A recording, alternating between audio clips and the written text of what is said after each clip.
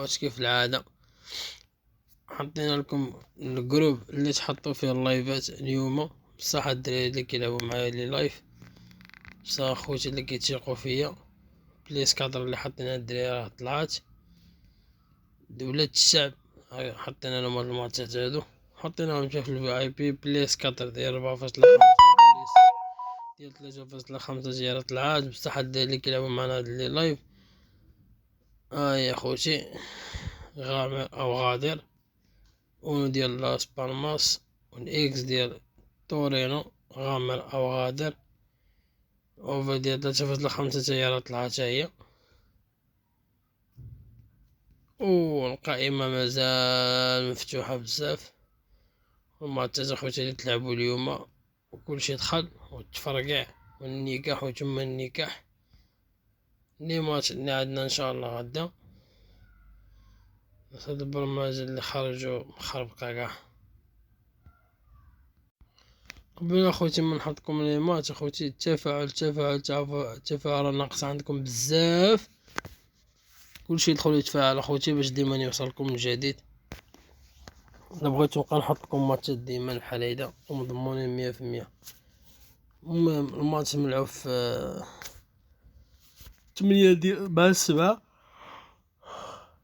هاد الماتش تلعبوه دوت في نار بليس ماتش كامل، والبليس اخوتي هي في كتهون تحت مرة كتكون هنا هي بليس مخلصة 31 دوز في النار داك الماتش.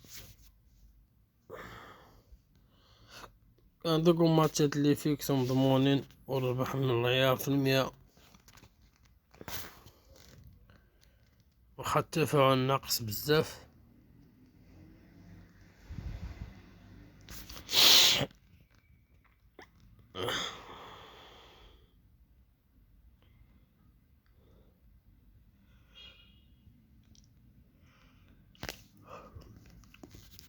ليسو لاتزيو اخوتي النيفو ديالها رجع شويه. ما تتلعبوا اخوتي البي فرق بجوج ماركي ورا بعضياتهم، حيت الفرقه قادره خلص 1.897، يعني هي مخلصة 2 دراهم على 2 دراهم، والبليس ديالها مخلص بليس مسيبنا من تحت 1.88. يعني هذا الماتش هذا لعبوه البي واخا مخلص 1.97 1.97.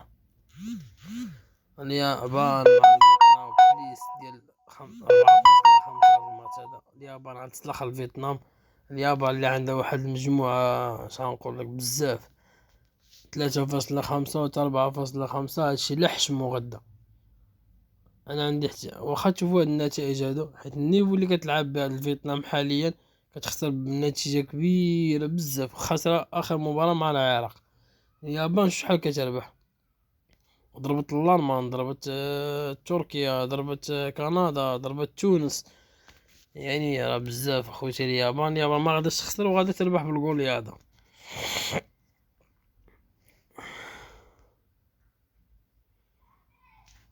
واش اللي كيجمع مع ترازا سبورت مع انطانيا سبور.